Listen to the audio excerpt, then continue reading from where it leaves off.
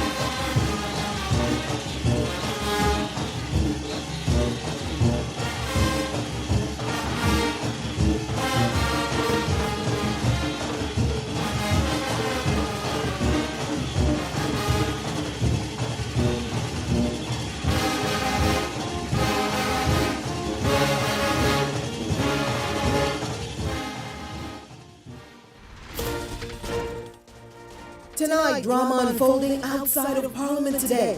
Also, the public reacts to high food costs. And later, police continue to investigate an alleged child abduction at a local school. Eyewitness News starts now.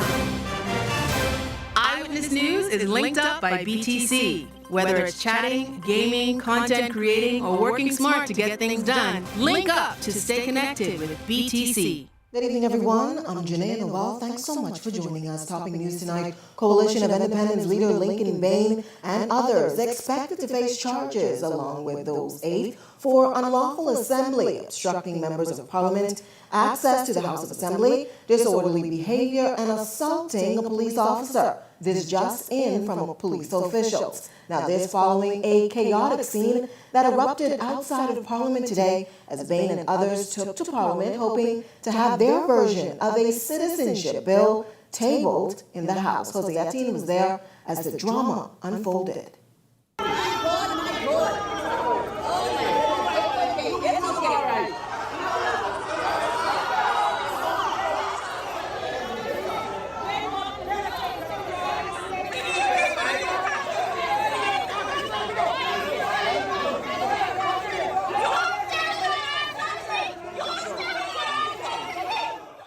Police officials arresting leader of the Coalition of Independence Lincoln Bain and a number of his supporters and escorting them from the House of Assembly as chaos erupted.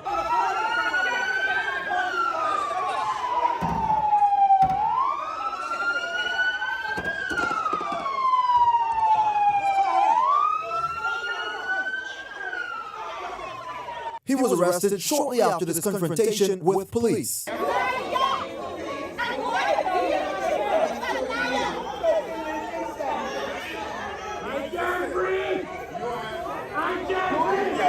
Bain claims that he's being wrongfully accused by police. All of the officers who were here were cooperative. They had no problem. The members of Parliament had no problem until that one officer decided to assault me and push me down, and then say that I assaulted him. I never touched him. I never put my hands on him. But he asserts that he will not back down. We are now a fascist nation.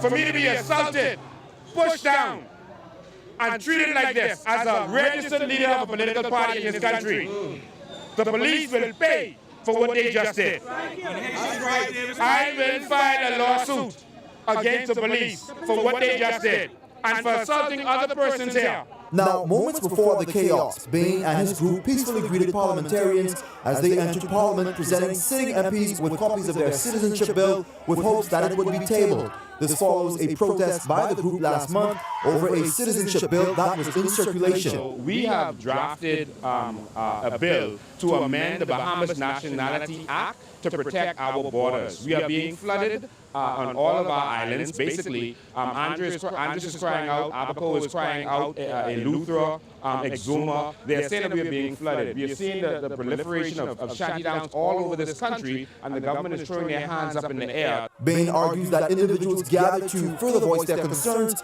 about what they consider to be an ongoing immigration crisis in the country. It puts the onus on the government and power in the minister's hand to stop illegal immigrants from coming here and through any corrupt means getting work permits, etc., to remain in this country. And so we're doing this to protect our land from the invasion that we've been suffering. Even after the numerous arrests made here today, protesters continued with their demonstrations, but police officials are sending a stern warning to these individuals who choose to protest to tread carefully, as they will not be disrespected in their attempts to maintain peace and order. But as for Bain and his supporters, they maintain that the outcry is far from over. OCT19TH, Eyewitness News. Well, as those allegations surfaced that the COI leader, Lincoln Bain, pushed a police officer, the top brass of the Royal Bahamas Police Force today responding to what has become a growing concern, and that is how members of the public should conduct themselves when confronted by police who are attempting to carry out their duties.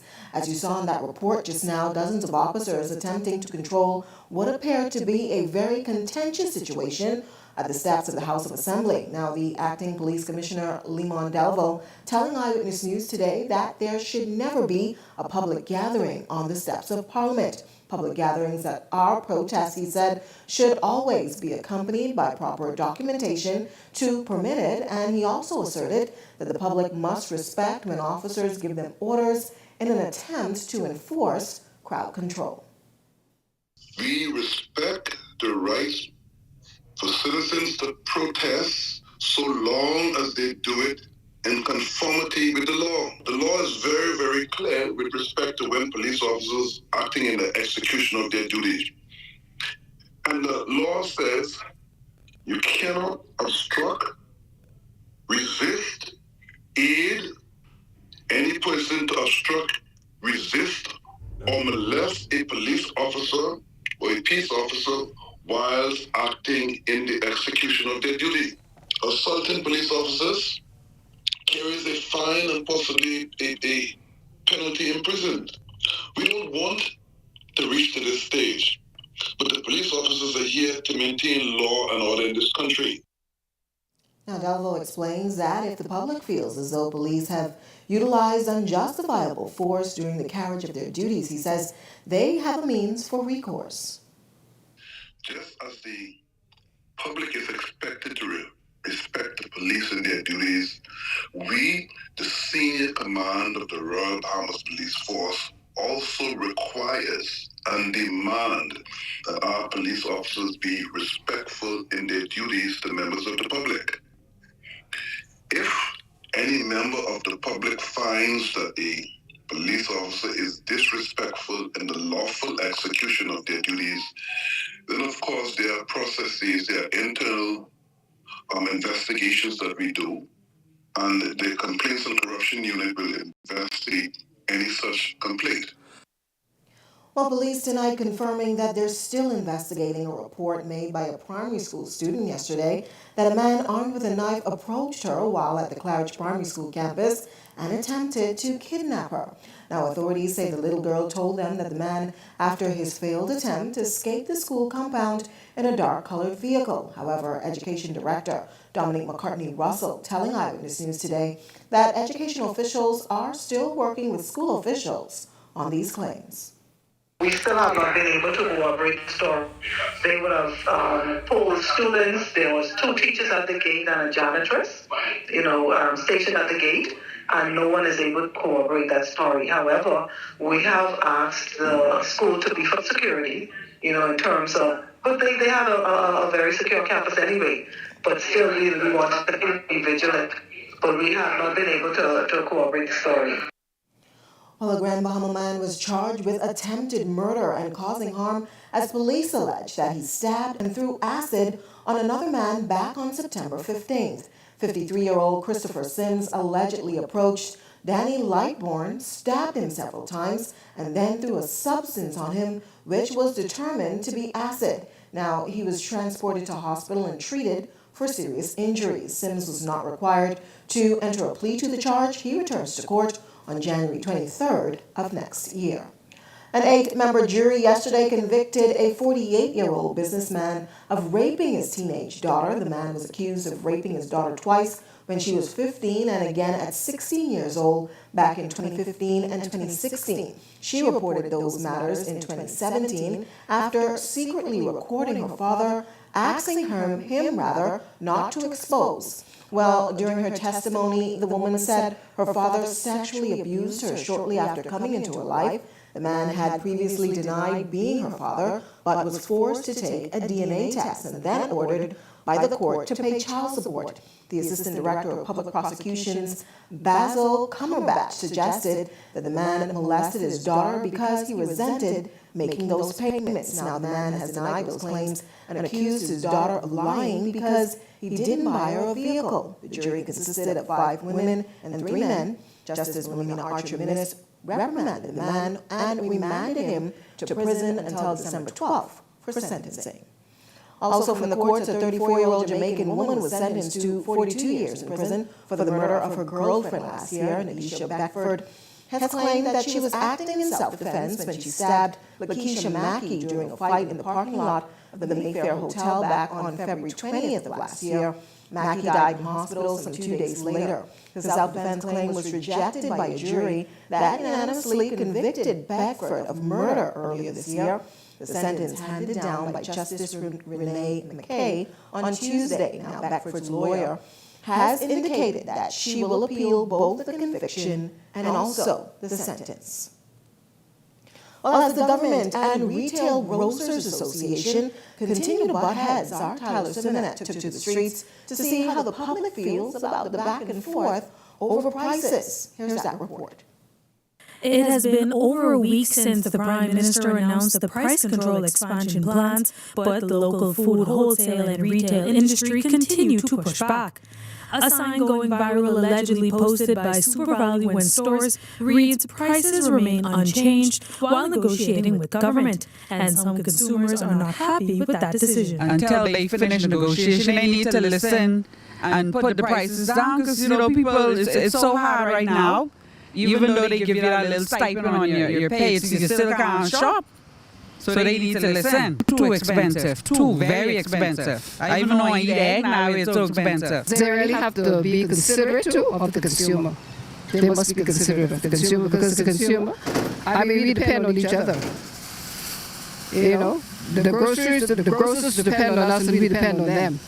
Economic Affairs Minister Michael Alcides has expressed hope to have all issues between grocers, retailers, and the government resolved by Friday of this week. Some consumers hope retailers back down as they want to see their grocery bill lowered. Boy, it's, it's up and down. So you're looking at about at least $600 to $700. Yeah, I think the merchants should comply.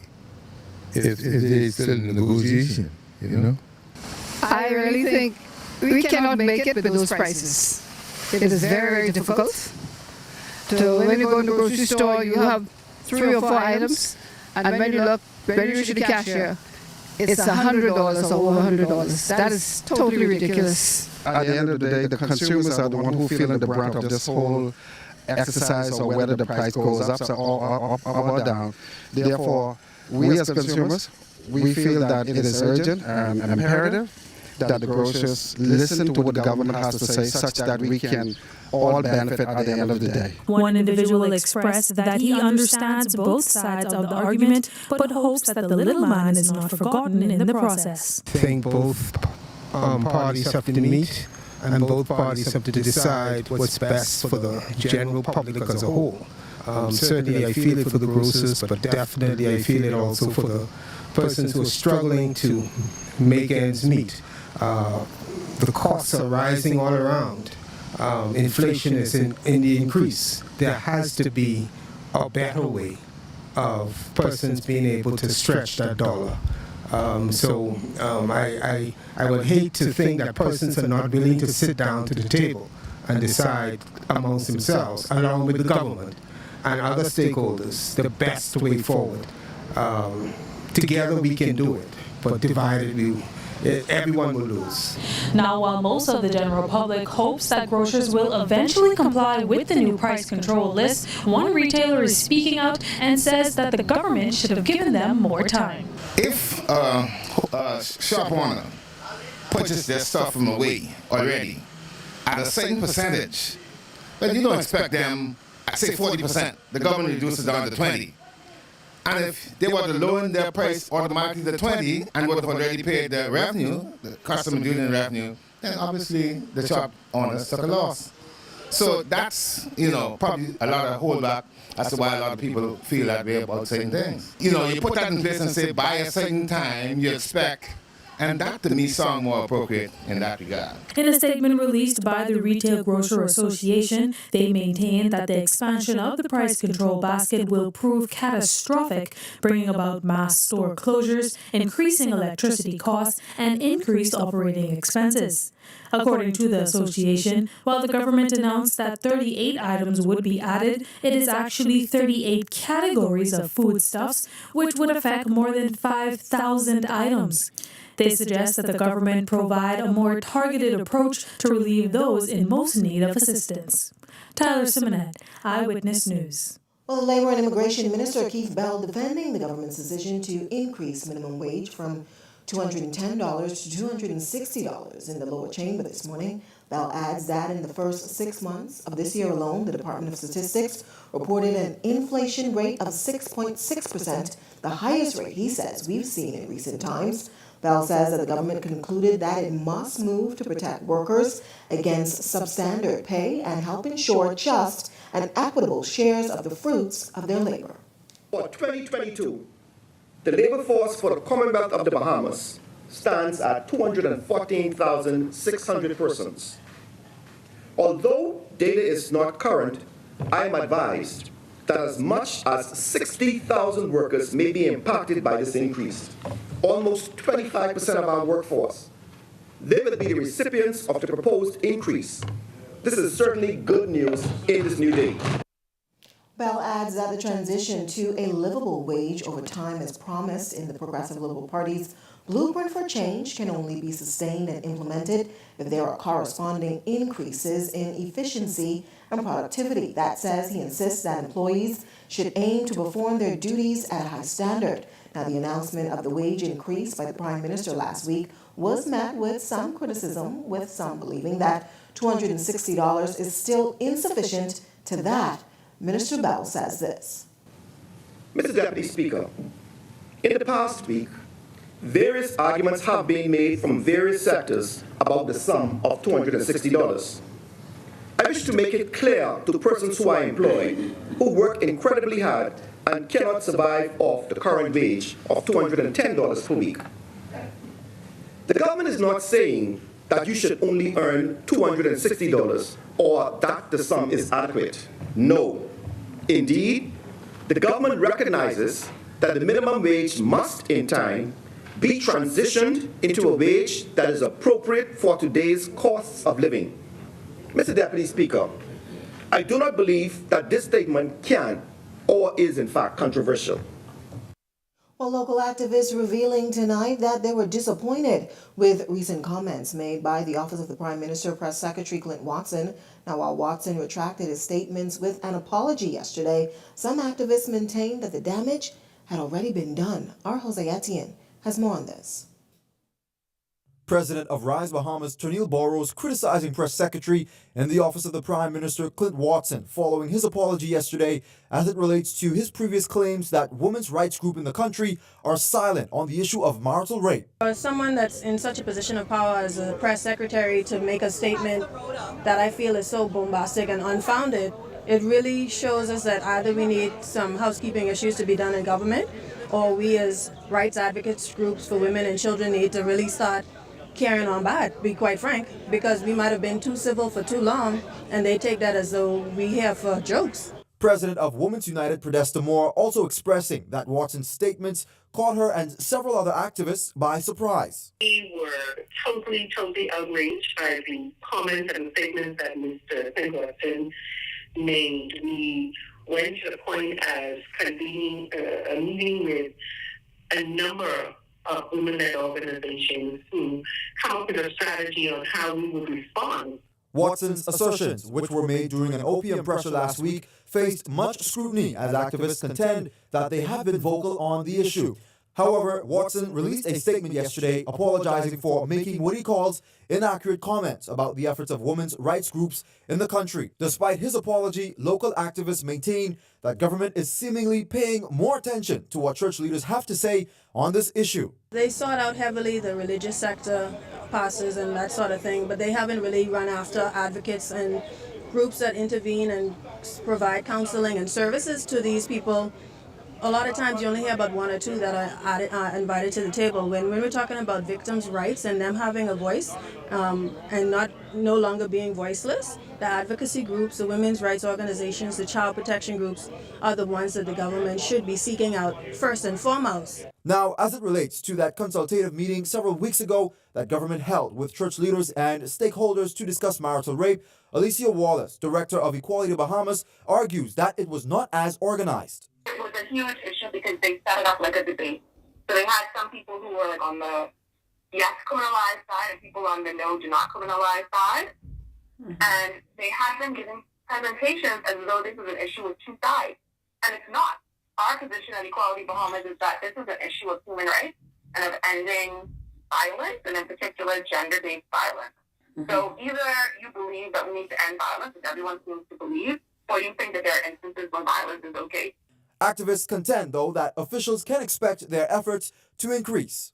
We're going to continue to advocate and push until this bill is passed. This is just put more fire in our bellies and giving us more drive to come together and be united as women-led organizations and activists on this issue of marital rape. I consider it to be a benefit that the statement was made, because we're not going to really sure you're going to see us and hear us and feel us. Jose Etienne, Eyewitness News. Well, if you've got a news tip or if you've seen news in the making, call the Island News Hotline at 397-6397. We also invite you to send your letters to the editor for publication on all of our social media platforms at eyewitnessnewsbahamas@gmail.com. And if you're watching on our Facebook or YouTube page, share your thoughts about today's stories in the comments section.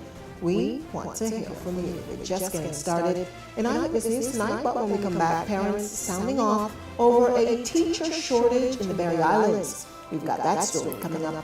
And later, an audit report points to several inconsistencies. We'll tell you where right after this break.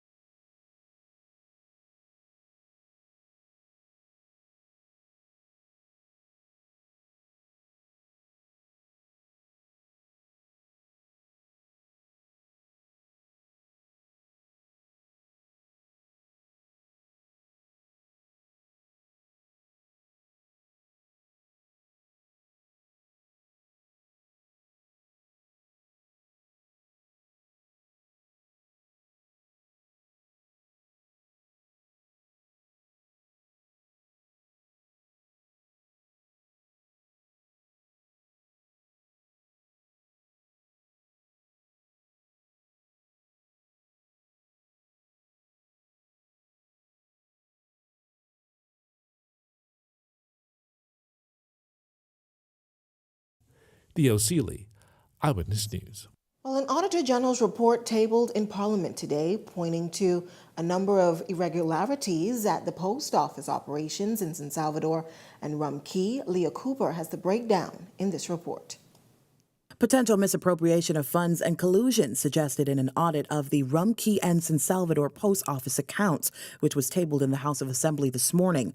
Auditors indicated that they've requested the records of monthly remittances for both San Salvador and Rum Key post offices and received unofficial forms for 13 of the 22 months examined. That's 60% of the total records. The unofficial forms were mainly used in the Rum Key district, according to auditors, who report that they observe at times that documents were incomplete without stamps, dates, and adequate information like check numbers and amounts, for example. That said, they're recommending that remittances should be documented on authorized standardized forms to show their legitimacy. The audit further noted that a review of remittances revealed on average delays of 12 to 15 months between the dates of the remittances and when the forms were stamped. That said, auditors are suggesting that stamp approval dates should be closer to the date of the original remittance documentation in order to limit the opportunity for potential misappropriation and collusion.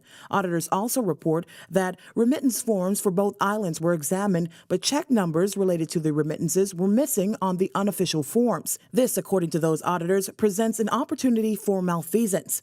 The audit examined monthly Bank of the Bahamas deposits and total remittance balances for both islands for the period of January 1st, 2020 to October 30th, 2021, and revealed a difference of $101,944.65 as at the 31st of October last year. The Office of the Auditor General also recommends that bank reconciliations should be performed to address these variances, and that an investigation be launched into the more than $100,000 difference, adding that internal controls relating to deposited funds be strengthened.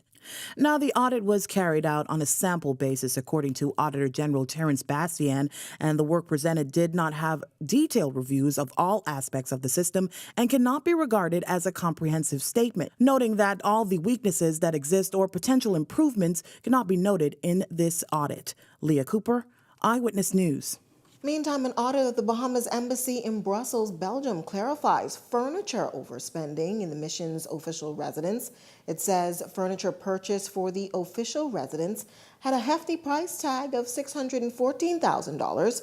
Back in June, the Immigration and Labor Minister Keith Bell revealed in the House of Assembly that a whopping $12,000 was spent on a bed, $19,000 on a rug, and $14,000 spent on a mirror. Former Prime Minister Dr. Hubert Minnis later defended that expenditure, insisting that Brussels was a very expensive city. Now, the audit didn't indicate the specifics of those items purchased or their individual prices.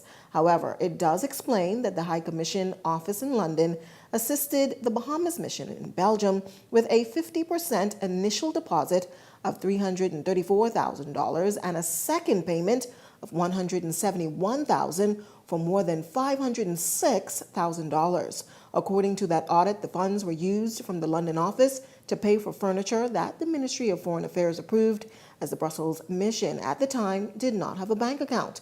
Now, the auditors are recommending that the Ministry of Foreign Affairs establish standards or policies for purchasing of furniture for all residences, embassies, and missions. Meantime, officials from the European Union are in the capital this week following a downgrade of the country's rating. The Minister of Foreign Affairs, along with other government officials, continue to lobby for change from the EU, noting that despite legislation put in place to remain in compliance, the goalpost continues to be pushed back. During his address at the United Nations last month, Prime Minister Philip Davis said that the Bahamas is a victim of inequitable and unjust measures as a part of the economic actors. Mitchell says the EU has continued to display such action, and he doesn't expect that to change. The European Union representatives are in town, and I'm sure that the Bahamas will amplify its concerns about the unilateral actions of the EU with regard to a blacklisting of the Bahamas, that it is not a non-cooperating jurisdiction for tax purposes. These are the kinds of measures imposed on unfriendly states, not friendly states, and the unilateral actions of the EU These have resulted in drawing down our citizens into poverty, and it is a form of collective punishment is driving our citizens into poverty, where all of our citizens suffer because of the misguided and false premise that a small country like ours is robbing the revenue from the EU. Well, parliamentarians debating today changes to the Law Reform Act and also examining the country's standard by global bodies, namely the European Union. Mover of the bill, Minister of State for Legal Affairs Jomo Campbell says despite the recent announcement of blacklisting, the country has done more to ensure that compliance is maintained. Jurisdictions. This nonetheless occurred because we were not able to address all of the deficiencies before the determination of our review in April this year. The government of the Bahamas is committed to resolving all issues as soon as practically possible and is seeking a redetermination on our status. It is incumbent upon this government, Mr. Deputy Speaker, to safeguard our economy, and a large part of our economy, as I indicated earlier, is the financial services sector. There are some who think that we should remove ourselves from within the purview of international ratings and regulatory organizations because of the blacklisting and non-compliance ratings. However, the Bahamas has no intention of taking on pariah status when it comes to international best practices and compliance. Meantime, opposition leader Michael Pintard charged in Parliament today that the government was, quote, late again in ensuring that the country avoided another blacklisting. Sad to note that after the blacklisting, 1 year later, this government, just only, I think, yesterday, announced its choice for EU ambassador, a post created by the FNM to ensure that the jurisdiction would always have its pulse on the EU and OECD actions and direction. It is worrisome that we hear, even today, attempts to deflect on what they should have done to head off or reduce the possibility of blacklisting. Well, former Minister for the state of Grand Bahama, Kwesi Thompson, questioning the current minister, Ginger Moxey's response to the fuel cost hike to Grand Bahama Power Company's customers effective November 1st. Moxey has gone on record to say that she does not support the move and says she was surprised by it as she claims she was not given any notice, while Thompson questions how this could have even happened. It is very curious that the Minister for Grand Bahama does not agree with these increases from the Grand Bahama Power Company when it is her government that has just increased energy costs for the rest of the country by 80%. We are also very disappointed that this came as a surprise to the Minister for Grand Bahama.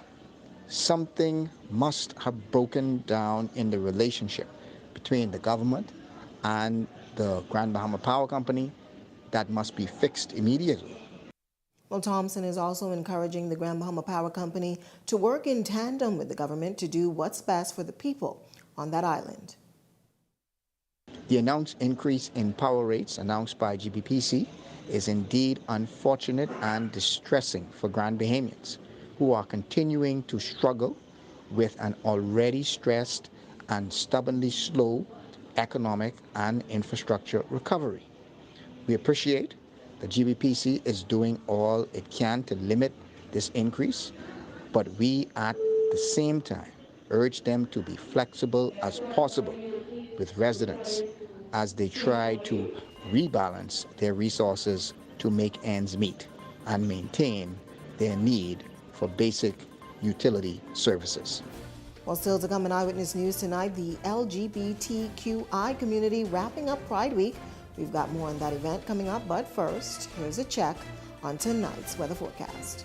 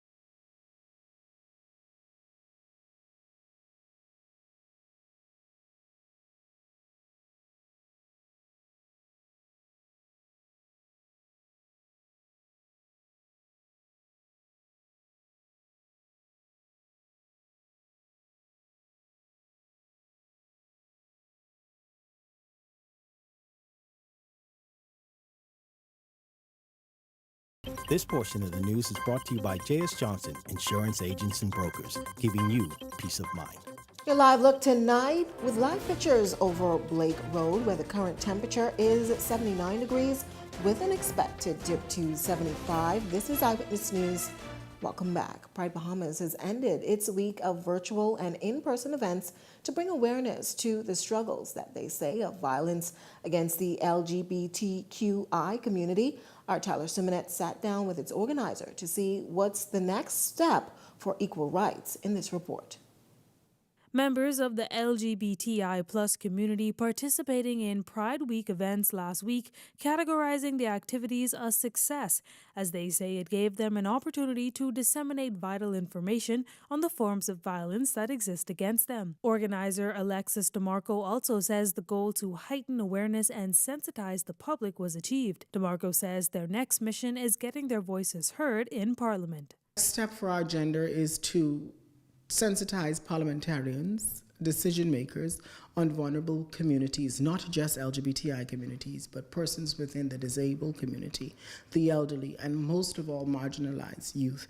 Our goal is to ensure that they get the information and the tools that they need. We see that we're talking about climate change, and climate change affects all of our communities, but there are some communities that may be affected more than others based on their social economic background, based on the areas in which they live. So our goal is to continue to educate and sensitize our decision makers and our gatekeepers, and to introduce policy on anti-discrimination so no Bahamian will be left behind in any of our responses as a country. DeMarco also responds to the myriad of negative comments received on a previous story covering Pride Bahamas.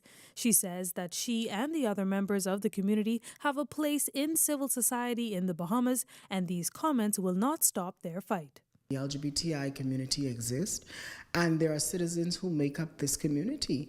And for those persons who may not understand it, I think having a conversation is the first step to eradicate the ignorance and the comments that you see are probably trending online or people's personal views. We're not here to change your personal views. We're here to inform you and to educate you on a part of society, what is known as vulnerable communities, on the challenges that they face. So I would encourage persons to take time, meet somebody who's LGBTI, find out what are your struggles, what are your needs, how are you different from me as a Bahamian citizen, and then probably they would begin to have a more better understanding of that community and their needs. Self-stigma is also another issue Pride Bahamas wants to address.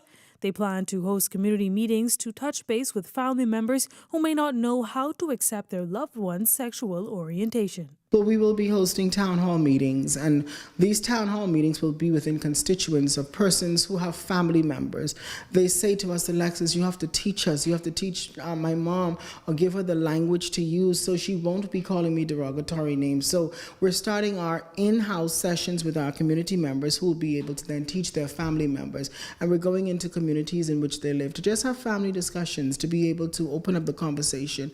Our office is open for a safe space. We have safe space training that we'll be conducting with various stakeholders and agencies. Tyler Simonet, Eyewitness News. Also to come in Eyewitness News tonight, our Randy Smith has the latest from the Sportsplex. Good evening, Randy. Janelle, we have an update from the World Baseball Classic. Also, Buddy Hield prepares to start year 6 in the NBA tonight. Hear more about it coming up in Eyewitness Sports. Once upon a time.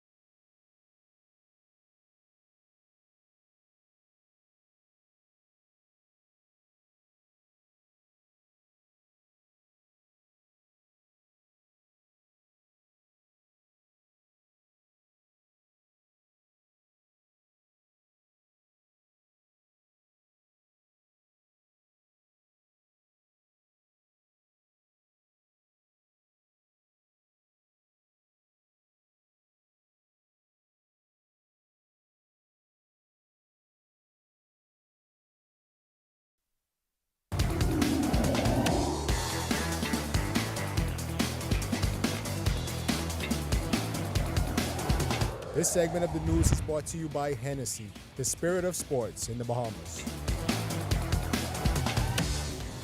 Good evening, everyone. I'm Randy Smith, and welcome to Eyewitness Sports. Hitting off tonight, the World Baseball Classic pools have been finalized, and the Bahamians on Great Britain's roster now know how their path toward the World Baseball Classic in March is set. The World Baseball and Softball Confederation made the announcement yesterday evening, and Great Britain will play in Pool C alongside the United States, Mexico, Colombia, and Canada. Although the Bahamians will remain with Great Britain for this tournament, Bahamas Baseball Association officials say the Bahamas is making a move toward fielding its own team. They select the countries on their rankings. Presently, our country's ranked where? 80th. That's about 3-4 spots down from the bottom. So our goal now, as the minister just indicated, this tournament is our climb back up to the top. What happens then is you have to attend sanctioned tournaments by Campabe, Comcabe, World Baseball. Once you attend those events, that's how you receive points in your country, depending on your placement, and then you start to climb the ladder. Our goal over the next 3 years is to send off as numerous national teams so that we can raise our ranking, with the hope of, in 3 years, when they announce the next World Baseball Classic qualifier, the Bahamas will be there. So that's our goal. That's the vision, and that's the future that we want to move forward with. And that's the opportunity we want for these young men who have to walk around and wear the other country colors, and they'll all be able to wear our colors at that time. In softball action, play continued last night at the Roscoe Davies Field. In women's play, the Sunshine Auto Wildcats knocked off the RAB Operators 12-7 to take a 2-0 lead in their best-of-5 series. Game 3 in that series is set for Thursday at 7 p.m. The men's series also continues on Thursday with a game between the CNS Hitmen and the Cybertech Blue Marlins. That game is set for 9 p.m. And in basketball action, Buddy Hield begins year 6 in the NBA tonight with the Indiana Pacers. They'll be in action against the Washington Wizards. Hield's name has been coming up a lot in trade talks recently to potentially go to the Los Angeles Lakers. But despite it all, Hield says he's focusing solely on how to make the Indiana Pacers better. You know, as I look at it, man, like this game of basketball, I'm playing the business of basketball. And no matter what happens, I love playing basketball. And then once I have a job, and as long as I can play in this league for a long time, I'm happy. It doesn't matter where I end up or where I go, if I'm still here. I'm just glad to play basketball at a high level with the best players in the world. Staying in the weight room and just doing everything I do to keep myself ready, just mentally prepare myself before games, and just, like I said, getting the right treatment, right proper stretching, doing all those types of stuff. And I gotta put that in Bahamian too, so a little durability of me from the Bahamas. But but I'm blessed. I thank God each and every day to play the game every day that I love, and especially at a high level. And I always say, I can play hurt, I just can't play injured. So as long as I'm not injured, I'll be out there for sure. Well, that does it for us in sports, but stay tuned. Eyewitness News continues in a moment. I'm Randy Smith. Have a great evening.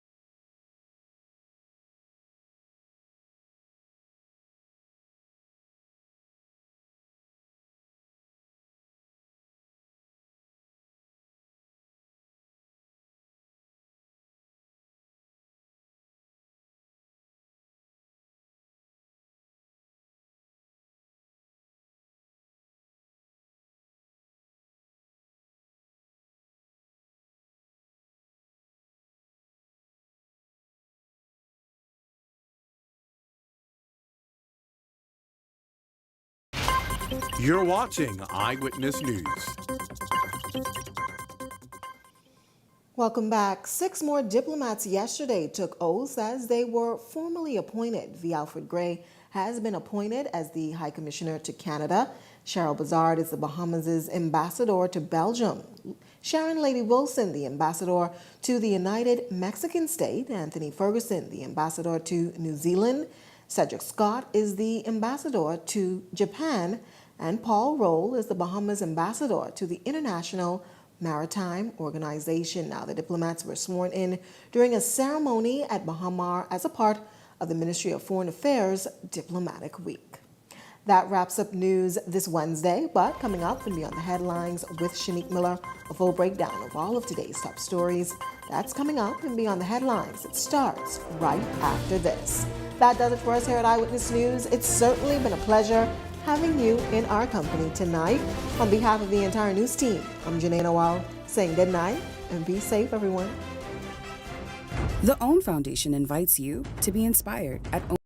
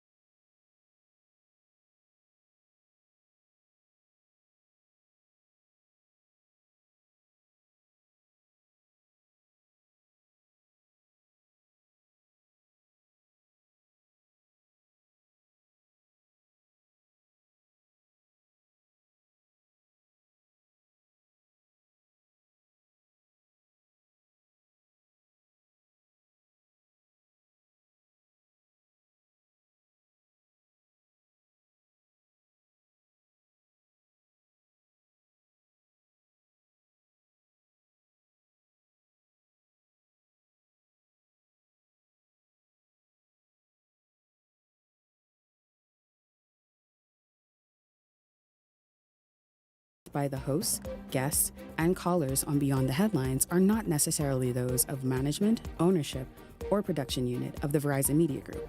Beyond the Headlines is a production of ILTV Studios and cannot be reproduced or represented in part or entirety without express written permission of the Verizon Media Group. Beyond the Headlines is the intellectual property of the Verizon Media Group. Copyright 2021.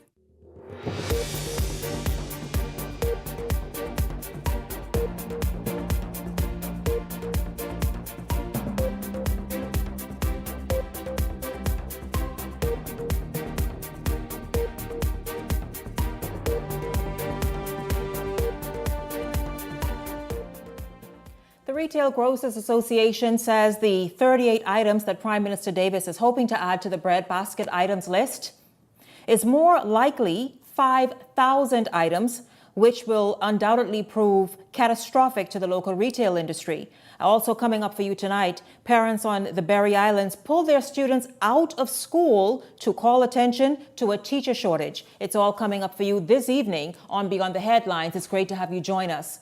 The Retail Grocers Association is holding to its position that any move from the government to enforce the announced addition to the breadbasket items list by 38 items will result in an economic and industry disaster, with mass store closures and potential food shortages throughout the country.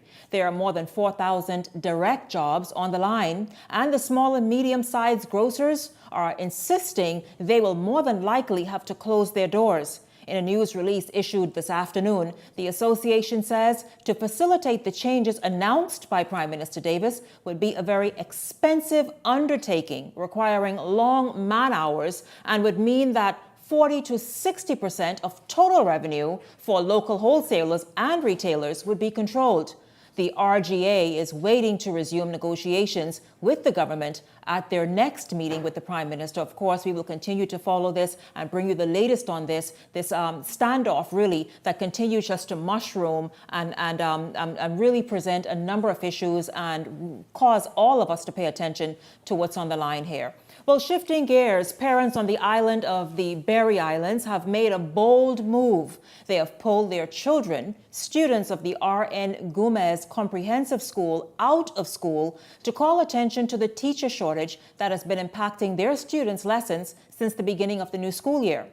A group of parents reached out to Beyond the Headlines earlier today to share their story, and we want to welcome them right now to the show. Joining us is the Vice President of the Parent Teachers Association, Joyanne Mott, Mona Lisa Arana, Landa Dean, Christine Saunders, just a lot of, I know it's about 14 parents in total. I'm not sure if we'll be able to get all of them in right now, but about 14 of them. Ladies, hello to all of you and welcome to Beyond the Headlines. Hi, Shanique. Hi, Ms. Miller. Hi. Thank you very, very much. I know there are about 14 parents, but obviously we are not able to get all of them in. But those who are supposed to in, please show yourself on the screen, unmute your mics, and let's get this going. I want to ask you, I guess I'll put this question to you, Ms. Mott, you are Vice President of the Teachers PTA at the Berry Islands. How has the teacher shortage affected the children and their learning more than a month into the new school year? Yes, Ms. Miller, it has affected our children 100%. We have from grade 7 to grade 12 that has about 3 subjects that they're being taught. Grade 7 to 12, none of them has a homeroom teacher as such. Maybe grade 11 might have a homeroom teacher.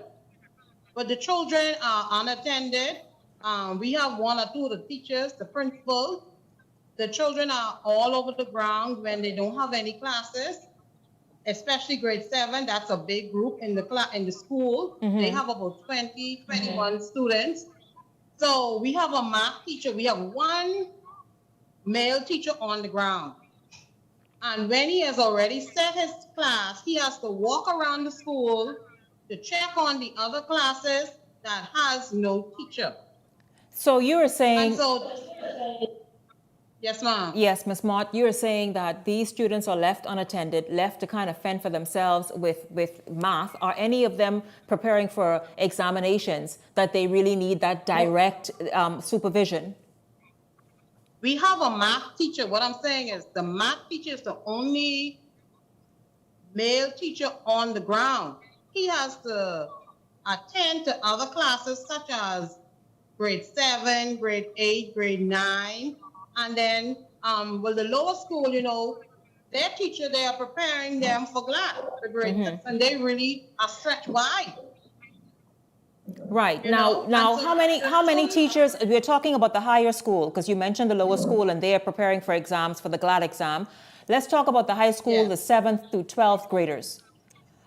How many teachers in total do they have? In the high school, ma'am? Yes, ma'am. Right now in the high school, we only have 3 subjects being taught in the high school. And what are those subjects? That's math, social studies, and science. So there are no English teachers, English language? We just had an English language teacher on the ground yesterday. What is the issue and the challenge? How many subjects are sitting out in the open, left to be taught, and there are no teachers to fill those positions? Ms. Miller, the exams already. You know that when we go into midterm, our children should have already had their topics to do their coursework. Nothing happened as yet. No BJC topics is being discussed as yet because the teachers is not there to discuss them. Right. BJCS topics, nothing is done as yet. Another parent, jump in, please, and tell me how many teachers in total are in the high school and what subjects are missing. We know that the English language subject has just been filled, I think, yesterday, as the vice president of the PTA said. What other subjects are missing? And how is it affecting? She mentioned that students now in the midterm are supposed to be preparing for national exams and they're not able to. Jump in. I would say a business teacher. We really need a business teacher, and we haven't had a business teachers yet. And I haven't heard anything about us even getting a business teacher. And that's crucial to the children that are taking BJC and BGC essays. So we really need to get that up and running. We need a business teacher. And then I've heard of a teacher, I've heard of a standby teacher for religious studies. And religious studies is one of the core subjects. And I think we should have a religious study teacher. And I haven't heard anything as yet of us getting a religious teacher. And it's very crucial to our children because I can speak on my child is in the 9th grade and she's supposedly supposed to take BJC this year and no core subjects teachers. Is she ready? So that is very crucial to her education. And I am upset about that because by now we should have already had those teachers in place. Has she been given the coursework up to this point to prepare for the BJCs? No, ma'am. No, ma'am. No, ma'am. No. Now, you parents, and I know it's a big group of you, not all can get on, and I understand that. You parents made a very, I guess, bold, I would say, decision to just keep them home. When was that decision made and why? Well, Ms. Miller, the decision was made in fact, on Friday, a few of us talked about it. On Friday, Ms. Miller, it was really bad at the school. One of the parents went down there and they saw the chaos. It was really bad. Describe the chaos. Describe the chaos that she told you about. The children were not in class. They had no classes. They were unattended. Teachers were only trying to do as best as they could do. The ones in the lower school, they were trying to do what they could have done. And, one of the parents said, Ms. Mort, we have to do something. The high school students, when they don't have any class, they walk around the school. Some of them may make mischief and stuff like that. And then we have no security who can help with these things on the ground. You see? Yes. Now, today, we heard that we will have on Monday, we would have a substitute religious teacher on the ground on Monday. But let me interject, but that is not concrete because we've been hearing that a while back and nothing has yet to happen in that area. So that's just hearsay until I see, then seeing is believing right now. Until you see it actually, the person actually there. Will the lady who has not spoken as yet, can you add something to this, please? From what I understand, so far, not only are kids missing about 4 teachers since school would have opened in August. However, I understand housing plays a major factor in us having teachers come over. The teachers that left here during the summer to go to other islands, I understand the housing that they were in were not only not available, but the rent went up on those. And with government only giving teachers a certain amount of stipend, that is an issue as well. But I did reach out to Miss Belinda Wilton. I messaged her and I was awaiting her to answer back on what is going on with the teachers. I reached out to the Ministry of Education website. I emailed them. I left a message for them. Nobody spoke up about it. And it's annoying because every day I pass the school on my lunch break to check on kids, because my lunchtime is usually my kids' time. One is in grade 9, one is in grade 11. And they're always out. My daughter does not out on the campus. Out either in the yard on conversing or getting into mischief, or they're hanging out in the library. And it's like they're not being monitored. Like Miss Mott said, some of the teachers, like Mr. McCauley himself, he normally patrols around to check on things. While he has class going on, he has to stop and go and deal with them because they're disruptive. They have nobody watching them. They're at disadvantage. And it's becoming annoying, and my children are laughing because my daughter's taking BJCs like Miss Dean's daughter as well. My son, he's in grade 11. He doesn't have any outline for coursework. My daughter doesn't have any as well. That is obviously very troubling, especially given the last 2 years that they had to kind of make do virtually and just now trying to catch up. You want your children to obviously be at the level where they can compete and get and perform well in these national exams. Exactly. But Ms. Miller, one thing I would like to make clear, Ms. Miller, that a week or almost 2 weeks ago, we had a meeting, a PTA meeting, where we had the Minister of Education, we had the Member of Parliament, we had Sane Lightburn, and plus we had the district, excuse the noise. We had the district superintendent, Jerome Forbes, in that meeting.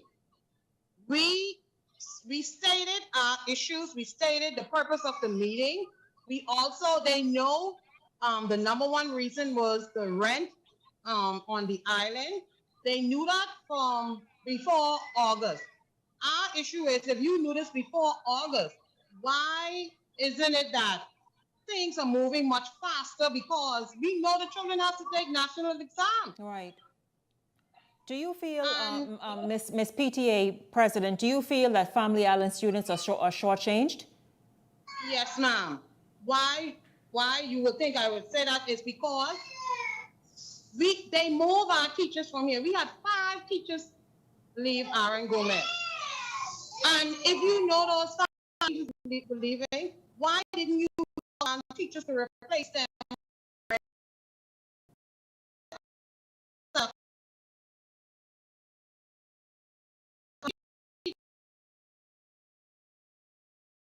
And I'm sending one teacher, which was the business teacher in Nassau. They said it would not be permanent.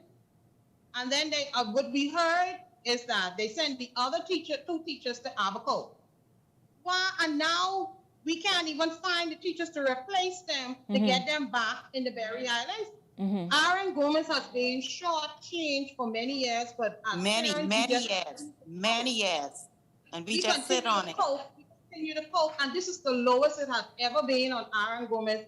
And that is why we, the parents that are concerned, we have to take this stand so that the ministry can hear us. They are not hearing us. Also, we are living in the 21st century, and they want us to combine our classes so that we can wait on the teachers to come. That is not right. Yeah. The security issue that you brought up is a real concern, because I know recently there was a major fight on the campus there, right? Involving students. And so you obviously are calling for security to be in place to again, help manage and keep the campus in order. Yes, ma'am. Security has been since the program would have ended 2017 and restarted. They had a temporary security officer there who transferred into Nassau. I was on the program there at that time. And even with her being temporary there, she was never offered a position there. We've had male and female apply for that position. Nobody's ever filled that position. I have spoken to God Johnson in reference to that when we had the old principal there, Mr. Ramsey, and he kept saying they weren't looking to hire at the time when Miss Eva, who was the security officer, left. Yeah. That was a concern because when parents go to work early in the morning, like those in Nassau, you don't have any security officer there with those kids. The bathrooms, sometimes the bathrooms, you lock them in the evening and the children meet them wide open early in the morning before the janitors even get there to open them. So that's a concern with going into classrooms. It's a lot. We even have a mold issue in our schools that's never been properly addressed. That's right. You understand me? And the thing with community-minded people, you have some of them who advocate for the school because that's the beginning for everything in this nation. But at the end of the day, it's like you're not being heard. Mm-hmm. You know, you're protesting, you're asking questions, it's not being answered, nothing is being addressed, and you just get tired. And some people just say, well, it make no sense, I make noise about it because nothing is being done. Right. But you have to make noise until you can't make noise anymore because our kids are lacking. I agree. Ladies, have every parent pulled have all parents pulled their children out of the high school, or some are still attending classes? From 7 to 12, all is out. You mean from the whole high school has been pulled out, and parents say they're keeping their children. Does the ministry know about this? Because I made attempts to reach an official to get a response, to get to the minister, and up to airtime that I haven't gotten anywhere. Of course, we will look at this again on tomorrow's show, and I may reach out to you ladies again to see if maybe you have gotten any further. And I will continue to try on my end. You are saying the entire high school, Miss Vice President, you are saying the entire high school is out of school? Yes, the entire high school. And Ms. Miller, and because of them trying to get us to, how could you, some of our classes, Ms. Miller, must be 12 by 14 or 12 by 12. Some of those classes are very small. How could we combine two classes together? Like grade 7, 20 students in grade 7. And you will add another class to that so that we can wait and be comfortable until the teachers come. That is not right, and we refuse to do that. Well, ladies, I want to ask you this. We will not allow our children to be combined in classes. We will follow up on this tomorrow. It's too much for our teachers. Yes. I will. So they want double classes and triple classes in the same room for one teacher to man these. Yeah. I will follow up with you on tomorrow's show. I certainly will. I want to ask you what's being done now to ensure that the kids at least don't lose out on some kind of learning. What are you doing at home with the children? Well, as for me, I have my daughter going over some BJC papers and doing some, just going over some old BJC papers, and that's about it. Wow. And then we had some books that we purchased, the old BJC papers for social studies and science and math. So that's what we are doing with the kids. They received the books from the school and they brought them home. So that's what they're doing, looking over those books and reading up on the books that they bought. I want to give each of you an opportunity to make a plea to the Ministry of Education right now, because how long have your kids been out of school? Totally. They've been out of school already because they've been playing around on the campus. Yes, but the fact that you've pulled them out, how long has it been since you pulled them out? 2 days now. 2 days now. 2 days now. Each of you make a plea as we go to a break. Make a plea to the Ministry of Education, and we will check in again tomorrow on tomorrow evening show. My plea to Ministry of Education is, please help us find the teachers we need. Help us get set up with better housing, even if you have to provide housing on every family. Yeah, man. Because if you're rerouting them from their homes, something should be provided. Exactly. Go ahead. Yes, I feel like they need to put up proper housing for them, even if it's a complex that they live in. So when you know one teacher's going to leave, another will fill that spot right there, and you don't have to worry about rent control or nothing like that. Then on top of that, the school, I'm sorry to say it, I don't care who get mad, that school was never ready over the summer. In fact, our renovations started the school renovations weren't up to standard? No, it's never ready. We went 1 year with one bathroom with no toilet seat for years. Now they don't want to speak. They need to they need to do something. Our children are lacking on, and a lot of parents, I agree. Either they know, they don't know. Yes, but I'm ma'am. do it. Yes, our ma'am. school was never ready when school opened, and thank God for the principal and the teachers who are there who work with what they have. That was never ready. I hear Ms. Hannah Martin on TV over and over saying how the schools will be ready and what wasn't finished will be finished. It was never. Wow. Every year, August, the end of July, early August, you'll see some contractors go down there because of whatever the prolonged process is. They just start patching up and painting, and that school was not ready. That school was not ready. Well, for me, Ms. Miller, for Aaron Gomez, from years gone by, we have been asking government come and government go to look into rebuilding a new school. And our former principal, Mr. Cleveland Ramsey, he was one of the person who really was pushing the issue for that. And they kept telling us that they need to put it in the budget, they need to put it in the budget. Our school right now today, the grounds, number one, is dirty. The bathroom needs to be more, the bathroom, I mean, they did some work on the bathroom, but now to see how it is. The children goes there in the morning and they try to help assist in the cleanup. The children try to clean the children have to clean the bathroom? No, ma'am. Not that they have to, but the point is they do this, you say, or they try to clean the grounds? Yes, ma'am. Yes, ma'am.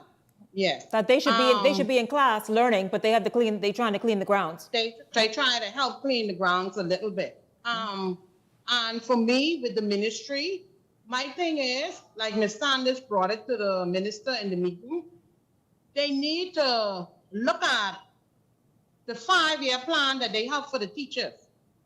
Some of our teachers didn't even want to leave, but because the 5 years was up and if they stay, they have to pay their own rent, then they leave. Oh, that's stupid. And then we don't have so if any a teacher want to replacement. continue on so that there's continuity in the classroom and with students they already have a relationship with, they have to now pay their own rent? Yes. Okay, go ahead. Yes, ma'am. Yes. And so for me, being around the school, all of these years with my kids, like Ms. Brennan said, most years they just throw something on the wall and call it open. Teachers have to go in the class and try to do a little something. And, like this year, they tried to fix grade 3 roof. It had a leak. But the grounds, the school, we have a building in the front of the school that started, I think the Kiwanis started to build, and some organizations start to build it, but it isn't finished. That could be a classroom that could be used. So what do you want to say to the Ministry of Education? Please work on, they knew about the rent, like Ms. Brennan said. They need to build facilities. Years gone by, the classes that we're using now used to be teachers' quarters for the school. The teachers walk right across the road and in the school. They need to look into building housing for the teachers on the ground. Because the rent, you can't tell people what to charge for their rent, but the rent is really going up high, and you can't have a teacher just graduate out of school and wants to pay a $1,400, $1,500 rent when ministry isn't giving them that money. It's ridiculous. So for me, for the ministry, especially for Aaron Gomez, they need to look into building their own facility for their teachers. And the other parent, because the rent is going up. The other parent, quickly jump in if you want to make a plea Yes. to the Ministry of Education. Yes, I would love to make a plea to the Ministry of Education to please, I plead with you to get some teachers here on the grounds of Aaron Gomez Comprehensive School in the Berry Islands, because our high school are lacking the teachers, and we definitely need them, because the children won't excel if they in the BJC and the BGCSE if we don't have our teachers. So I'm asking y'all to please hear us out and get these teachers in here some way, somehow. Ladies, I thank you. Of course, we will check in with you once again on Thursday's show, and I will continue attempting to reach an official for official response, and not just response, but also to get you some help on the ground there at Aaron Gomez. I mean, you understand what's happened here. The entire high school is home at the Berry Islands, the entire high school. And so this obviously is quite urgent, and needs urgent attention. I thank you all very much, and we will check in again on Thursday's show, and hopefully with a response, with something in motion behind it. Listen, stay exactly where you are. This is Beyond the Headlines. When we come back, we're going to look at what took place outside Parliament today and a lot more. The Hot Topics panel is here. They also respond to that and give some perspective and analysis on what we just saw in the first segment as well. Stay exactly where you are. Beyond the Headlines is back right after the break. What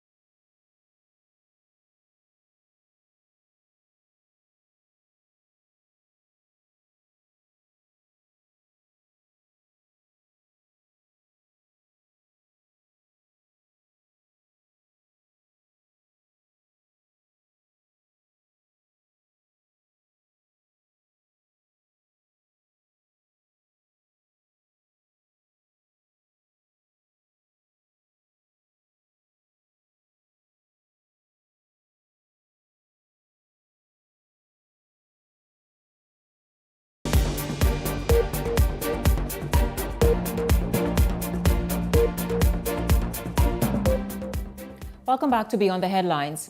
Well, this was the scene outside Parliament this morning. Lincoln Bain, leader of the Coalition of Independents, along with a number of supporters, were outside the House of Assembly handing out copies of an immigration bill to parliamentarians as they made their way into the House. Now, of course, you can see on the video right there. I want you to listen to some of the audio and what happened afterward. Take a look.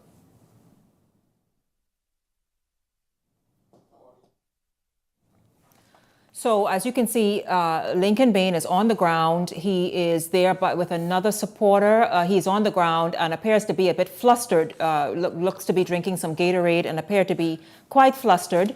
There it is. Now, there was a tussle and some sort of, back and forth. If you saw the entire video, which I'm sure many of you have by now at 8 o'clock in the evening. And there is Lincoln. I think that is Charlotte Green beside him, if I'm not mistaken. If it's not, if I am, please do forgive me. But she is also a member of the Coalition of Independents. They were there, as I said before, handing out to parliamentarians as they went into Parliament copies of an immigration bill that they would have drafted, that they're saying, listen, any one of you parliamentarians can go on the House floor and present this to the Parliament, have it tabled, etc.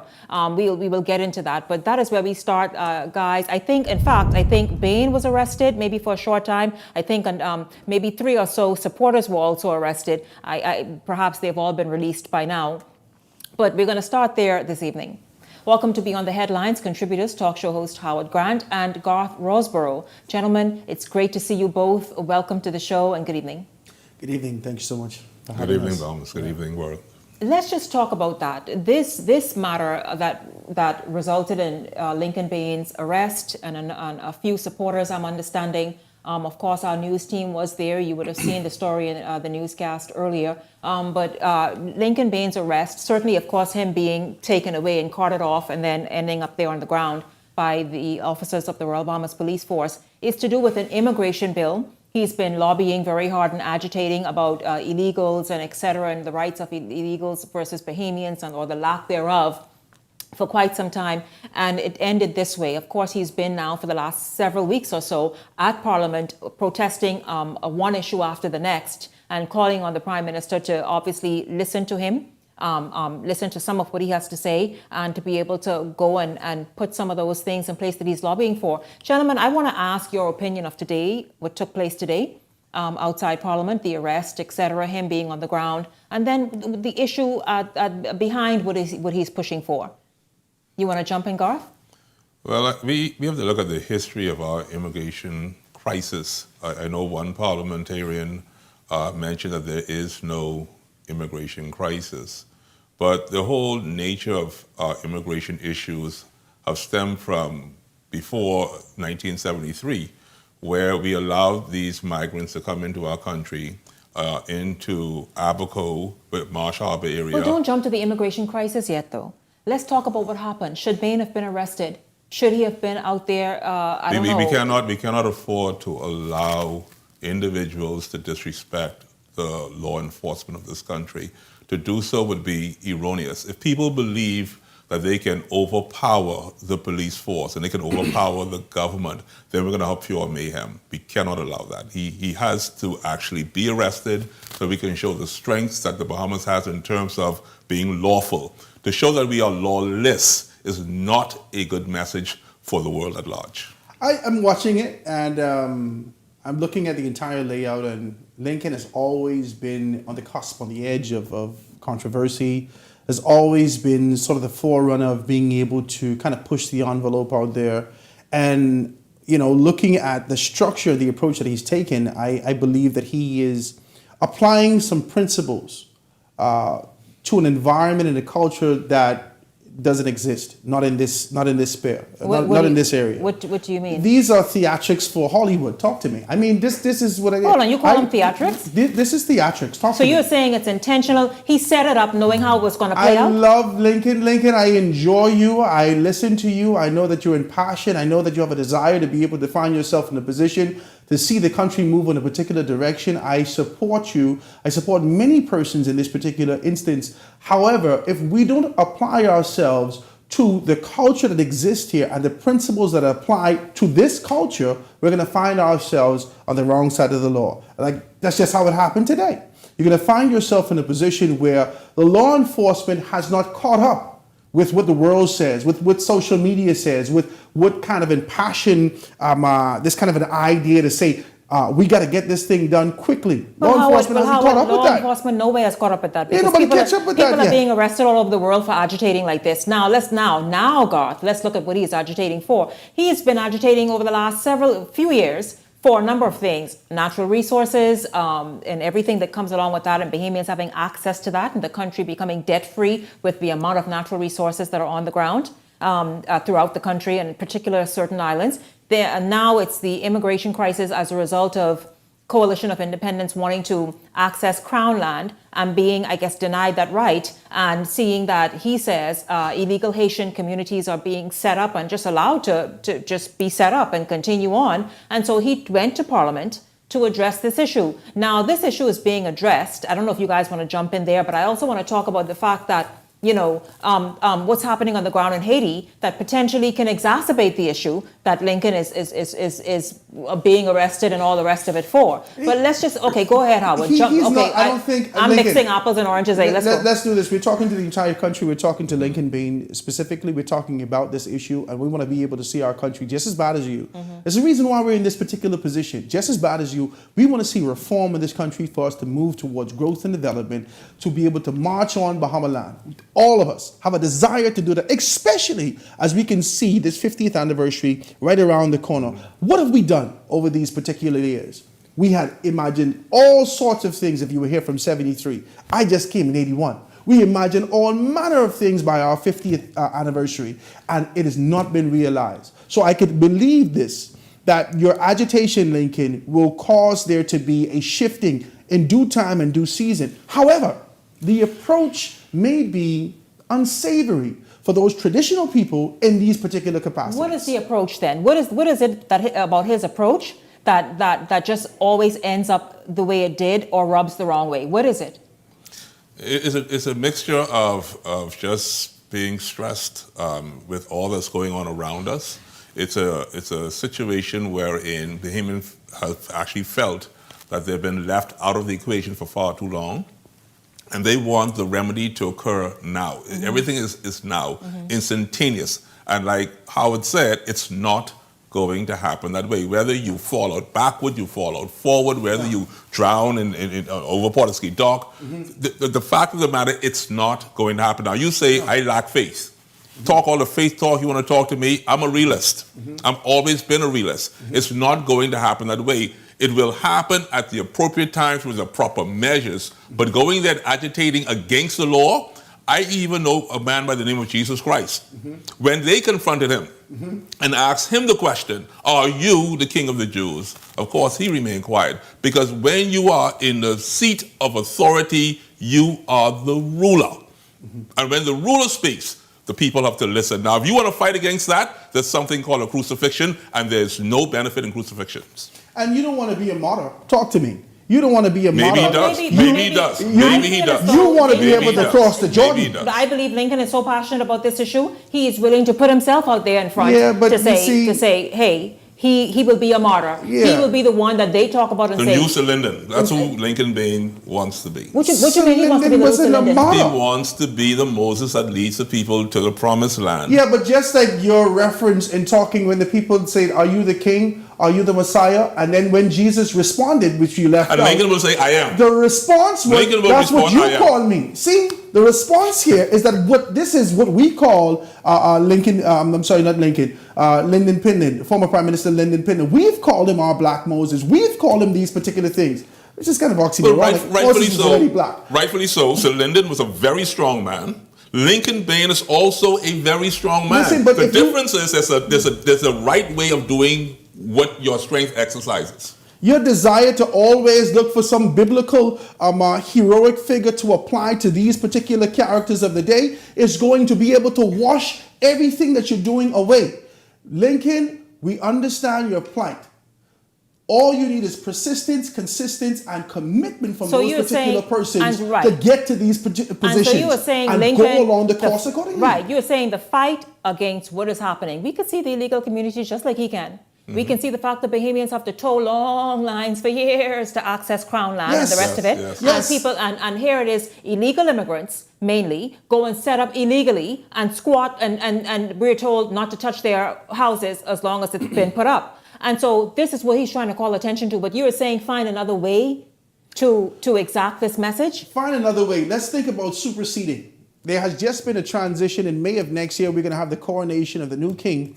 Just find a superseding. Find yourself in the position to present this to the king and those particular persons. Supersede if you must. Do what you must, but it's not working on the ground to get to where you want. Maybe you get more persons enthusiastic about this message, but you're going to find yourself at the exact same wall every time. Unless you chip away at this proverbial Berlin Wall, you're going to find yourself always laid out prostrate, drinking Gatorade. Talk to me. You got it. Yeah, you know, of course, we don't want Lincoln to have to pay for being out front there in a stressful position. And so certainly I agree with you guys. Maybe find another way, because being arrested, being manhandled in such combative environment and a hostile environment really bodes well for no one, quite frankly. And then to Shanique, I think there are many people in the Bahamas who are very grateful for the effort that he is making. Yes. To bring attention, to bring attention to this issue. The idea that he's revealing to us. We like his commitment in that particular fashion. Yes. But once again, Howard spoke about this Berlin Wall situation. And this is what I was trying to refer to when I first began speaking. You're fighting a war wherein we're saying to you, we do not like what's going on, but at the same time, we are encouraging what's going on. Who cuts your yard?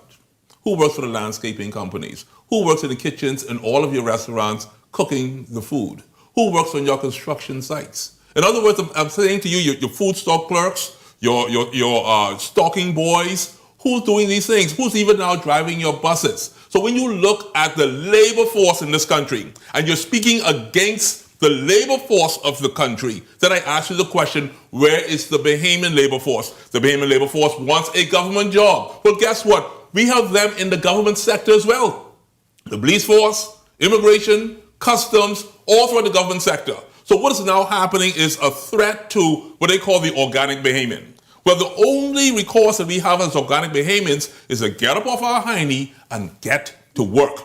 Too many of our people are sitting back, allowing this to take place. Are Bahamians really interested in getting up off their hiney? You want to know the interpret what organic meaning? Organic Bahamian? Yeah, what does organic mean? Organic You need Bahamian. to stop. You got to tell me this. What is organic Bahamian? What is organic Bahamian? But I'm going to say this to you. I'm going to say this to you, Garth. I don't believe it has to do with an immigration issue. I don't believe that it has to do with law or crown land or lack of access to I believe it's appetite. I believe that we as a people have become so comfortable and kind of lackadaisical in our approach that we don't even cut our meals. You understand? When we start to talk about fasting, you want to associate it with church. When you start talking about being able to take away something, to have this burning desire to get to an objective, we don't do that anymore. We seek comfort. That's who we are as a people. We've become a comfortable, lackadaisical persons that don't seek after success. We seek after contentment. And the issue that we have in this country right now, unless and until we desire deep within ourselves to seek after success and do away with everything else, do away with the concept of going to the grocers if we have to pay these absorbent bills. Do away, because you've done it politically.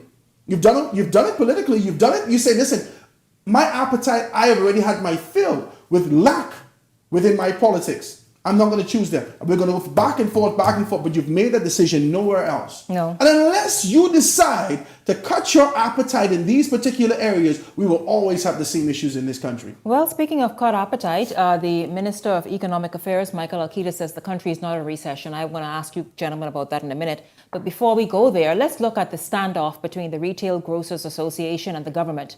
At the center of it, the move by the government to add some 38 food items to the price control list. The RGA says that amounts to some 5,000 food items, basically the whole store. And the domino effect will be disaster for grocery stores, leading to a food shortage nationwide and quite possibly, store closures. Guys, let's look at that right there for a second before we talk about the recession, if there is or if there isn't one.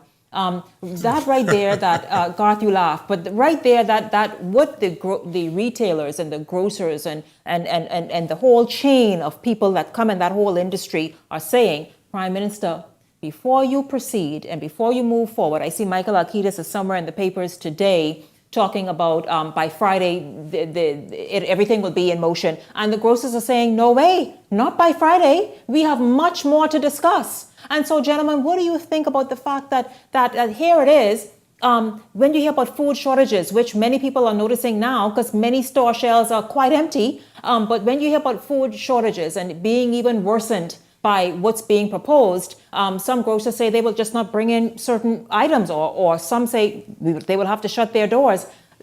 Where are we as a people? Where do we stand? We are fast becoming a malnourished nation. We lack the essential nutrients in our diet. And what's happening is many people, as much as we would want to complain about this impending crisis, if it's not a crisis already, it is very difficult to operate any type of retail food company or corporation in this country. And I can look from the outside in and say, oh, the grocery stores, Mr. Robinson and other people, they need to just understand that we need to eat. Well, in order to operate a store, how high is the utility bill? We got the third highest utility bill in the world. So imagine paying the utility bill, then you got to pay staff and national insurance and everything else. It's not going to be easy. At times for the retailer, it's going to seem much more easier to close that door on you and allow you to find your food elsewhere. That is why when BAMSI and other entities speak about food security, we have to now take that message We have to stop very using that seriously. as two wonderful, nice words, food security, Yes. and really mean it, eh? And really mean it. We got to get growing things. People look at me, and I figure I'm one of the hardest working men in the country. Someone just asked me the other day, if I was an immigrant, you probably, those who don't like me, would say, oh, he looks like an immigrant. Okay, fine, but guess what? I got a fishing boat, I fish. If you look outside on the side of my yard, I got bananas, I got plantain, I got food growing in my yard next door, a whole 100 feet by 25 feet. That's what I do. You know, I find friends who also grow food, and we exchange food. We have to find alternative ways to feed ourselves because the message is very clear. The food in the world is running out. Yeah, but just as you speak of the alternative ways, if the grocer is going to take on a strong position to say that we're going to need more time to make these decisions and then present an ultimatum, because I read the information this morning. Okay. Right? The ultimatum that Michael Alcides in this particular capacity asked them to provide some information to say, how do we remedy this? How do we find a happy medium to get to the objective? The information they put out there this morning is says, let me surmise it. Let us increase it for those persons who could be able to pay for it, let them pay for it. And where there is a significant lack and persons are deprived significantly, let us find ways to be able to feed them. We've given you things before to be able to feed the persons who didn't have anything. I think that's absolutely horrible. I think that is a horrible answer that you've given to these particular persons. Mm-hmm. And the truth of the matter is that as soon as you close your door, I guarantee you, from here till the next time we have a conversation, there's another person waiting on you to give up. Because we are people, we understand there is one thing in this island that we live in, Nassau, New Providence, the Bahamas, supply and demand. There is a significant demand, and the only thing we need to do is access relationships to bring in that supply. You and your particular capacity got to bring this in. I don't know if it's as easy as you're saying to bring in supply right now, given the shipping crisis, given all the exorbitant prices that are around the world, especially around the world, not even in this hemisphere. I just think it's quite difficult. And while I'm not siding with any side, I'm siding with let us continue to be fed, and like you say, got good quality food. But the thing is, it really both sides must pay attention to what each other are saying. The grocers must present a proper, comprehensive, understandable point. But I can't fight them though, Shanique. Or position. No, we can't fight them, and so they're in business to make money. Yes, they are. The government is in the business to ensure. See, the PLP has an objective. The PLP came out with the blueprint for change and has an objective, steadily trying to be able to move along this course with the idea of 2026 in mind. Oh, yeah. They're looking steadily. Every step they make is a calculated step to ensure that 2026 is secured for us today. That's it. They need to be able to say that we have promised you these things and we're staying on course with that. Even the Prime Minister's rebuttal had to do with that. He said, hey, listen, we promised that we're going to lower these particular things. We lowered it. We promised that we're going to make it more affordable to do these things. This is the course that we're on. We have to make it work. Well, That's I'll understandable. tell you this. I think the Prime Minister's between a rock and a hard place at this moment with this, because the grocers are saying, not so fast, Prime Minister. Understand, when you make that move, here's the next move. That's correct. So it's almost like you watching chess and you're saying, okay, what? And so it's going to be interesting to watch this all play out, because I just spoke with... Yeah, but these are two elephants fighting. Of course, it's two elephants. And the only persons are getting trampled is us, the people, the ants. Exactly. That's us. But the ant is who the Prime Minister still needs, as you were talking about 2026. And so that's why I said a rock and a hard place. He has to go and try please people and keep them fed and keep hungry mouths fed. He also knows that if he touches... I agree with the PLP in this. Wait a minute. If he touches one aspect of that industry, the industry will close in, and so what do? I agree with the PLP on this. I agree with the government on this. You have to stay your course to ensure that you could afford these things. And even Michael Alcides in his particular capacity as minister starting to be able to speak that let's not claim recession. Let's not claim these particular... No, but we ain't got to get spiritual with it. But in terms of this proclamation and claiming. Listen, you we ain't got to do that. Garth, if you claim it or not, is there a recession? There is a recession. You may not want to claim it, but it is. A recession is for me. It may not be for you. If you look at my very good friend, Mr. Michael Alcides, he looks quite rosy, well-fed. So he and the retailers all look rosy. And as Howard just said a while ago, the only people who are losing weight is us. Sir. We're missing... I look quite rosy too. Stop it. But right? I want to talk your business on the air because people can think you got money, so I can leave that alone. I can leave you alone. But the truth being told is that these days are not easy at all. I'd say food is one thing, as you know, Shanique, but also now, nutritious food is another story. When you have strawberries at $13.99 for a packet of strawberries to give you vitamin C, that is overly expensive for people who are on a minimum wage of what? $260 a week? How are you going to get strawberries? How are you going to get lettuce? How are you going to get tomatoes? One tomato, $3, $4. How are you going to afford this nutritious food? Now, you could eat McDonald's and Wendy's, and I don't want to do any advertising on the air, but all this fast food, you can eat that all day, and the end of that, Princess Margaret Hospital. Yeah, but see, Garth, the truth is this. Whilst we're looking for many persons in our society, if you want to break it up into tiers, into quarters, into percentages, there are persons in our society who are not concerned. There are people in our society. Let's watch this. Who's not concerned? There are people in our society that looks for legacy, looks for longevity, and there are people in our society concerned about survival. And when we have these conversations, we have to consider both groups of people. Where you're looking for legacy, longevity, and rich life, or whether you're looking to survive. How do we find our way in the middle here? How do we find an opportunity to be able to see our people thrive? The average payment has no legacy. The only thing that we've done in this country for far too long is survive. You ask somebody, hey baby, how you doing? They're right here trying to make it. You've said that for years. We have been in this position only merely trying to make it for years. And the truth of the matter is that until and unless we have the minds that come together to be able to say, hey, listen, these are the steps that we're going to take despite the government. These are the relationships that we forge with grocers internationally to be able to get these particular things done despite the government. That's the member of parliament that you need. But you're talking church talk of hope and faith, man. And I'm saying to you, I'm looking over the whole entire population of the Bahamas. And I am very encouraged when I see Bahamians get into a business and the business actually begins to grow. Even though we may feel a recession within our society, there are certain businesses in our country that is totally doing well. I mean, they're totally insulated from that. Every day they're making big money. And so the average Bahamian, like I said before, if you do not get up, take your idea, take a scenario, write a plan. Take the plan and put it into action. If that doesn't happen, then you'll continue to do what? Suffer. There's no other remedy to it. You got to go to work. Guys, quickly, very, very quickly, like 1 minute each. Your thoughts on the whole Berry Island situation that's happening? The entire high school is sitting at home. The student body I'm talking about, sitting at home because of a teacher shortage. Quickly, you both, a minute each. I want to say this. I've listened to the entire thing, and I recognize that this may have been fueled by emotion and kind of an idea that says that we've been trying for a very long time. We have no other options and nothing else to do. I think just like everything else that we're talking about, whether it's Haiti, whether it's Lincoln Bain, whether it's the issue with the grocers, I think we have to take a better approach. I think we have to find a better avenue to be able to mediate and find productive conversations to get to the position that we desire.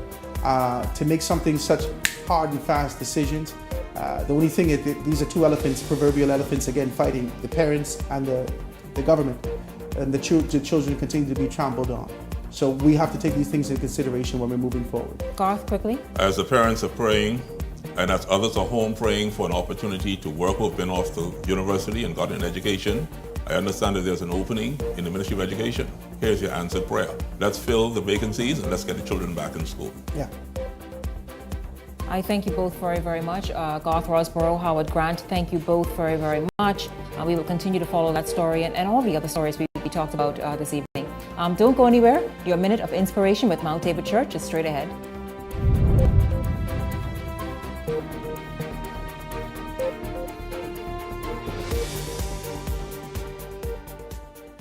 Once upon a time, not too far away, CBS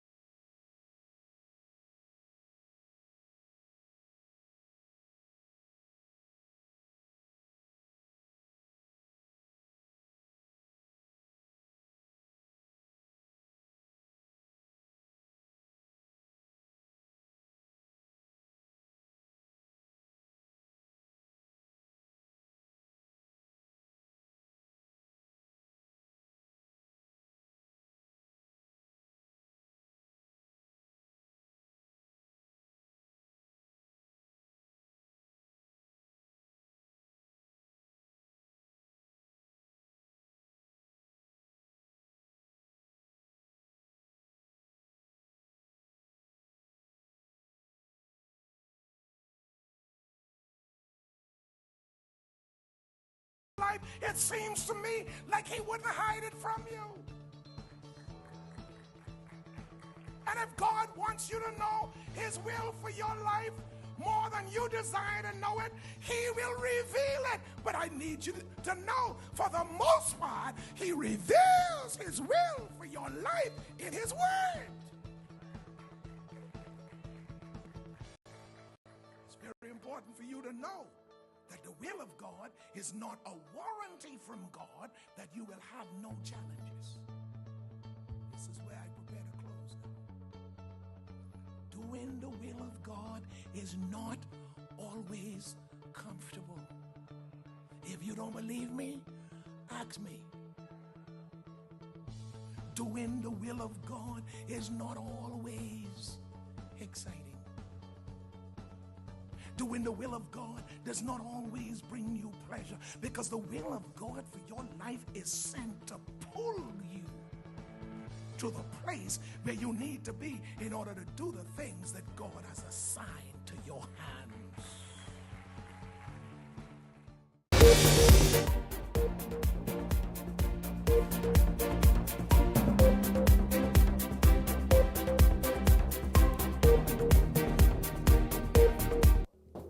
Well, that does it for our show this evening. Thank you so much for joining us. We look forward to seeing you right back here tomorrow evening. For the entire Beyond the Headlines team, I'm Shanique Miller. Make it a great evening, everyone. The Verizon Media Group, home of ILTV, Paramount Systems Limited, Eyewitness News, and Beyond the Headlines.